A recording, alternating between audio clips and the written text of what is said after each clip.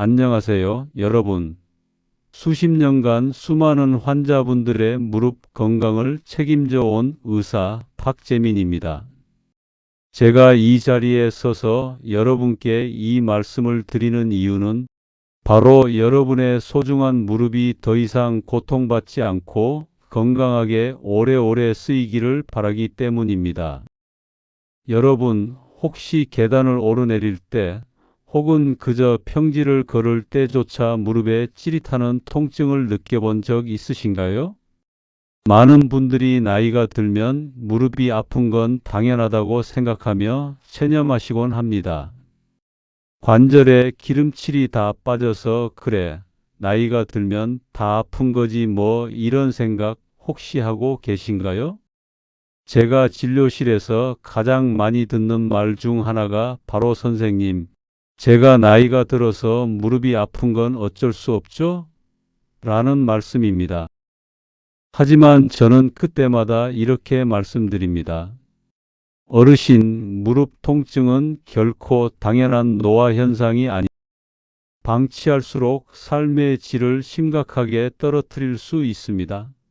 실제로 많은 시니어 분들이 무릎 통증 때문에 좋아하는 취미 활동인 등산, 여행, 손주들과의 산책을 포기하고 외출을 꺼리며 심지어는 거동조차 불편해하며 고통스러운 나날을 보내고 계십니다. 오늘 제가 임상에서 직접 보고 겪은 시니어 분들이 무릎 건강을 해치는 가장 치명적인 잘못된 행동 5가지를 낱낱이 파헤치고 그에 대한 명확하고 실질적인 해결책까지 알려드리겠습니다. 지금부터 제가 말씀드리는 내용에 귀 기울이시고 여러분의 소중한 무릎을 지켜나가시길 바랍니다. 이 영상을 끝까지 시청하신다면 분명 여러분의 무릎 건강에 새로운 희망이 될 것이라 확신합니다. 여러분 중에는 무릎이 아파도 아유, 뭐 나이가 드니 당연한 거지. 며칠 쉬면 괜찮아지겠지 하시며 병원 방문을 미루는 분들이 정말 많습니다. 특히 우리 한국 분들은 참는 것이 미덕이라는 인식이 강해서 통증을 오래 참다가 병을 키워서 오시는 경우가 허다합니다. 아프니까 병원 가는 거지가 아니라 더 아프지 않기 위해 미리 병원 가는 것이 현명한 선택입니다. 이것이 왜 잘못된 행동일까요? 우리 무릎 관절은 뼈와 뼈 사이에 연골이라는 부드러운 쿠션이 있어 충격을 흡수하고 마찰 없이 움직이게 합니다. 초기 무릎 통증은 이 연골에 미세한 손상이 생겼거나 주변 인대나 힘줄에 작은 염증이 시작되었다는 신호일 수 있습니다. 이 시기에 적절한 치료와 관리가 이루어진다면 병의 진행을 늦추고 경우에 따라서는 회복을 기대할 수도 있습니다. 하지만 통증을 참고 방치하면 염증이 만성화되고 미세한 연골 손상이 점차 심해져 결국 퇴행성 관절염으로 이어지게 됩니다. 연골은 한번 손상되면 스스로 재생되지 않는 특성이 있어 병이 진행될수록 치료가 더 어려워지고 치료 기간도 길어질 수밖에 없습니다. 마치 낡은 자동차 타이어를 계속 쓰다가 나중에 아예 못 쓰게 되는 것과 같은 이치입니다. 제가 기억나는 환자분 중에 70대 초반의 김 할머니가 계셨습니다. 처음에는 무릎이 가끔 시큰거린다고 하셨는데 나이 들어서 그렇겠지 하시며 파스만 붙이고 버티셨죠. 그러다 1년 후에는 걷기조차 힘들어지셔서 병원에 오셨는데 이미 연골이 거의 다 닳아 뼈와 뼈가 직접 부딪히는 심각한 퇴행성 관절염이었습니다. 결국 인공관절 수술 외에는 답이 없는 상황까지 가셨죠. 초기 진료를 놓쳐 병을 키우는 것은 작은 불씨를 외면하다 큰 화재로 번지게 하는 것과 같습니다. 여러분 스스로 골든타임을 놓치고 있는 것입니다. 해결책 통증은 몸이 보내는 경고 신호입니다. 첫째, 통증이 지속된다면 즉시 정형외과 전문의를 방문하세요. 나는 괜찮아라는 생각은 금물입니다. 23일 이상 무릎 통증이 지속되거나 무릎이 붓거나 열감이 느껴지거나 움직일 때 뚝뚝 소리가 나는 등의 증상이 동반된다면 지체 없이 병원에 가야 합니다. 특히 아침에 일어났을 때 무릎이 뻣뻣하고 움직이기 어렵다가 조금 움직이면 나아지는 조조, 강직 증상이 있다면 관절염의 초기 신호일 수 있으니 꼭 진찰을 받으세요. 둘째, 자가 진단은 절대 금물입니다.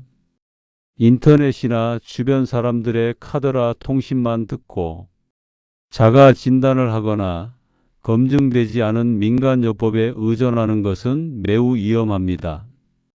오히려 증상을 악화시키거나 적절한 치료 시기를 놓쳐 더 큰 문제를 야기할 수 있습니다. 예를 들어 무릎에 좋다는 약초를 다려 먹고 검증되지 않은 찜질팩을 사용하는 것은 오히려 피부 트러블이나 알레르기를 유발할 수 있습니다. 반드시 전문 의료진의 정확한 진단과 처방에 따르세요. 셋째, 초기 치료의 중요성을 인지하고 적극적으로 임하세요. 초기에는 약물 치료, 소염 진통제 등 물리치료열 치료, 전기치료 등 주사 치료, 연골 주사, 프롤로 치료 등으로 충분히 통증을 완화하고 병의 진행을 늦출 수 있습니다. 무릎 통증은 만성으로 진행될수록 치료가 어렵고 삶의 질이 떨어집니다. 치료 시기를 놓치지 않는 것이 무엇보다 중요하며 의사와의 신뢰를 바탕으로 적극적으로 치료에 임해야 합니다. 운동은 많이 할수록 좋은 거 아니야? 라고 생각하며 무릎에 부담을 주는 운동을 무리하게 하고 운동 전후 스트레칭 없이 바로 본 운동에 들어가는 분들이 많습니다. 예를 들어 흙길이 아닌 딱딱한 아스팔트 위에서 장시간 무릎을 많이 구부려야 하는 등산이나 계단 오르내리기를 과도하게 하는 경우 혹은 스쿼트나 런지 같은 근력 운동을 잘못된 자세로 하는 경우 등이 대표적입니다. 무릎이 시큰거려도 운동통이라고 착각하며 계속하는 분들도 계십니다. 이것이 왜 잘못된 행동일까요? 운동은 분명 우리 몸에 이롭지만 잘못된 방법으로 하는 운동은 오히려 독이 될 수 있습니다. 특히 무릎 관절은 체중의 부담을 직접적으로 받는 부위이기 때문에 딱딱한 지면에서의 고강도 운동이나 반복적인 충격은 연골 마모를 가속화시킬 수 있습니다. 예를 들어 아스팔트나 시멘트 바닥에서 장시간 걷거나 뛰는 것은 무릎 연골에 반복적인 충격을 주어 연골 손상을 촉진합니다. 계단을 오르내릴 때는 평지를 걸을 때보다 57배의 하중이 무릎에 가해지므로 무릎이 좋지 않은 상태에서 무리한 계단 오르내리기나 등산은 연골에 치명적일 수 있습니다. 제가 진료했던 60대 박 선생님은 건강을 위해 매일 동네 뒷산을 등산하셨습니다. 처음엔 무릎이 좀 시큰거려도 운동했으니 당연하다고 생각하셨죠. 그런데 어느 날부터는 밤에 잠을 못 이룰 정도로 통증이 심해지셨습니다. 검사 결과 이미 연골이 심하게 손상되어 관절염이 많이 진행된 상태였습니다. 무릎이 좋지 않은 상태에서 무리한 등산이 오히려 독이 된 사례입니다. 또한 충분한 준비 운동 없이 갑자기 격렬한 운동을 하거나 잘못된 자세로 운동을 하면 인대나 근육 손상, 연골 손상 등 다양한 부상을 입을 위험이 커집니다. 특히 이미 관절염이 있는 상태에서 무리한 운동은 증상을 악화시키고 염증을 더 심하게 만들 수 있는 지름길입니다. 운동 후 통증이 없다면 운동한 게 아니되다라는 말은 무릎 건강에는 절대 통용되지 않습니다. 오히려 운동 후 심한 통증이 있다면 몸에 무리가 갔다는 신호이니 반드시 주의해야 합니다. 해결책 무릎을 위한 스마트한 운동을 선택하세요. 첫째, 저강도, 저충격 운동을 위주로 하세요. 무릎에 부담이 적으면서도 근력 강화와 심혈관 건강에 도움을 주는 운동으로는 다음과 같은 것들이 있습니다. 걷기 가장 좋은 유산소 운동이지만 딱딱한 아스팔트보다는 흙길, 잔디밭, 트랙, 실내 트레드밀 등 푹신한 곳에서 걷는 것이 좋습니다. 쿠션감이 좋은 운동화를 착용하고 보폭을 너무 크게 하지 않는 것이 중요합니다. 걷는 시간은 처음에는 20분부터 시작하여 점진적으로 30분, 40분으로 늘려나가세요. 수영 또는 아쿠아로빅 물속에서는 부력 덕분에 체중의 부담이 줄어들어 무릎에 거의 무리가 가지 않습니다. 전신 근육을 사용하며 심폐 기능도 강화할 수 있는 최고의 운동 중 하나입니다.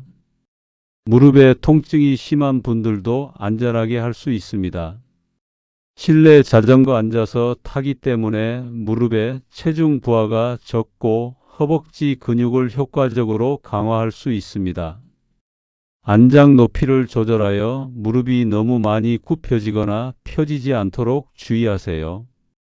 페달을 밟을 때 무릎이 펴지는 각도가 1015도 정도 남도록 조절하는 것이 좋습니다.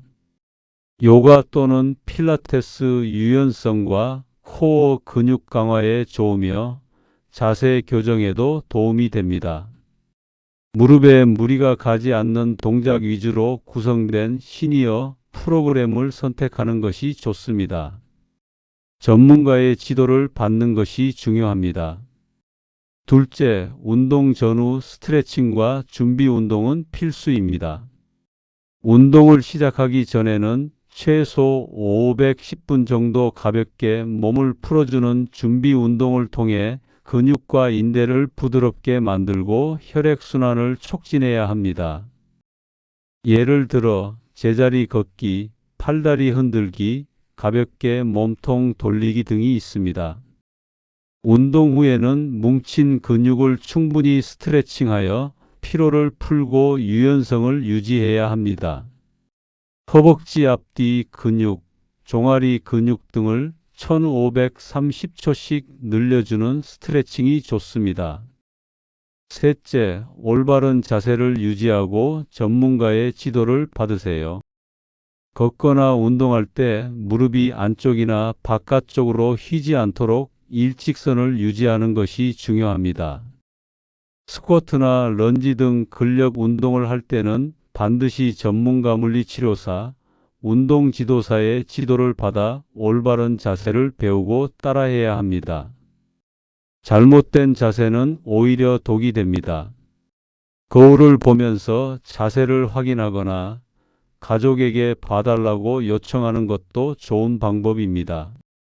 넷째, 통증이 있다면 즉시 중단하고 휴식하세요. 운동 중 통증이 느껴지면 무리하지 말고 바로 중단한 후 휴식을 취하거나 냉찜질을 해주세요. 통증을 참고 운동을 계속하는 것은 절대 금물이며 이는 부상을 악화시키는 가장 위험한 행동입니다. 통증이 지속되면 병원을 방문해야 합니다. 저는 진료실에서 비만으로 인해 무릎 통증을 호소하는 분들을 정말 많이 봅니다.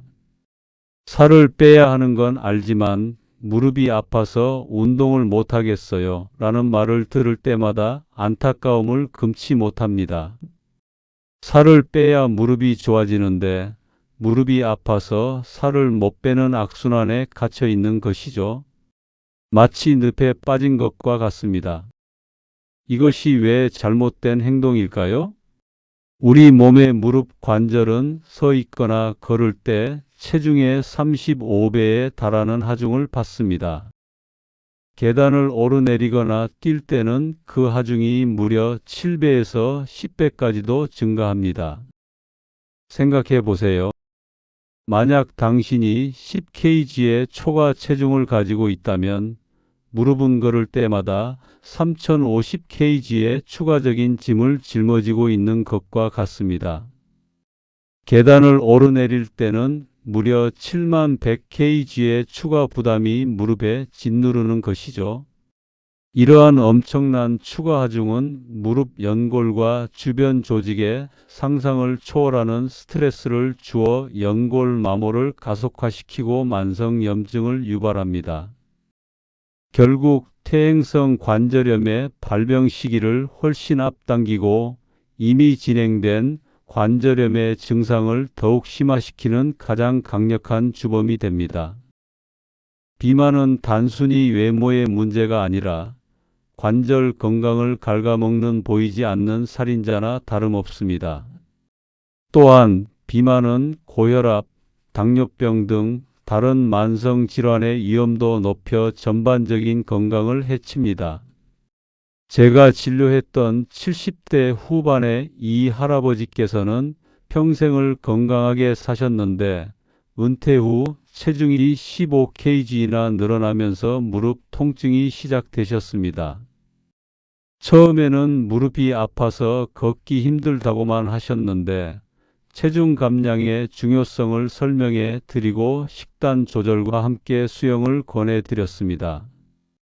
6개월 만에 7kg를 감량하셨는데 놀랍게도 무릎 통증이 절반 이상 줄어들었다고 기뻐하셨습니다. 체중 감량이 무릎 건강에 얼마나 큰 영향을 미치는지 보여주는 좋은 사례입니다. 해결책 작은 변화가 무릎을 살립니다. 첫째, 점진적인 체중 감량을 목표로 하세요. 급격한 체중 감량은 오히려 요요 현상이나 영양 불균형을 초래하여 건강을 해칠 수 있습니다.